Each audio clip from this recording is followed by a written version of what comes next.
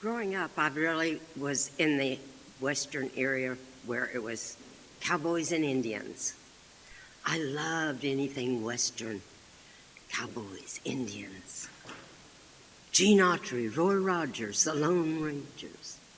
And when I would go to a western movie, I especially liked to watch those cowboys twirl their guns and they would land back in their holsters. I thought, ooh, wouldn't that be neat? And at Christmas time, my folks would ask me what I wanted, because you could only get one big item at Christmas. I said, I want double-holstered cap guns. And I got them. I went immediately after I unwrapped my gun and put on my cowgirl outfit, my boots, my hat, my vest. And I went outside and I started practicing. I was twirling and twirling. They didn't go in the holster. Picked them up and I twirled and twirled and they didn't go in the holster. So I took a deep breath, started again, and I thought, I'm going to do this. And I did it. I ran into Dad. Daddy, guess what? I can make him go into my holster. Watch. And I did it again. I was so proud of myself. Well, it was a few years later. I was about 14. And Dad said, what do you want for Christmas? I want a Daisy Red Ryder BB gun. That's the best, you know. I got it. Daddy helped me put a target up behind the house.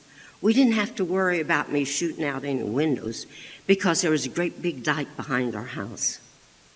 So I was shooting at the target. I did fairly good, and it got to where I could hit a bullseye almost every time. And I thought, surely there's got to be something a little bit more difficult. And then I saw the clothesline next door. Clotheslines were made out of metal wire. So I got that BB gun, took aim at that clothesline. I didn't hit it. I surely can do that. So I took it and I aimed again. Ping! I hit the clothesline. I wonder if I can do it again. So I lifted up my gun, took aim. Ping, ping, ping, ping. Oh, boy. I was so excited. I said, Daddy, come here. He said, what? I said, I can hit the clothesline next door. He said, oh, come on. Let me show you. Bing, bing, bing, bing, bing. He said, well, do I have my own Miss Annie Oakley? I was so proud. That winter, he said, I'm going hunting. Would you like to go with me? Sure. Let me get my BB gun. Honey, BBs won't kill rabbits. So I went with him. And he said, would you like to shoot my gun? I said, yeah. Double-barrel shotgun, 2 triggers. He said, well, as soon as we find a rabbit, I'll let you do that. It so happened that we were on that dike behind our house, and it had snowed. And Daddy said, well, I'm going to give you the rifle. You get down on one knee, and you prop that elbow on the other knee. Be sure you got that stock right close to your shoulder, because if you don't, you'll get knocked over. So he said, there's a rabbit. Get ready. So I knelt down. I put my elbow on my knee. I put that stock tight against my shoulder. And he said, don't pull both triggers at the same time. As I was pulling both triggers at the same time, I rolled down that dike into a bunch of snow, and it so happened that we were right behind where we lived, and Mother's running out, you've killed her, you've killed her. Daddy's laughing. I'm in the snow. I get up, I said, did I get it, did I get it? Daddy said, yeah, you did, honey, but we can't eat it, there's nothing left. So I got to where I could shoot it pretty good, but I remembered one trigger at a time. When I went to graduate, my graduation present was a Winchester. Very nice Winchester. And I found out that there was gun clubs that not only did you shoot in the front, inside, but you could shoot outside.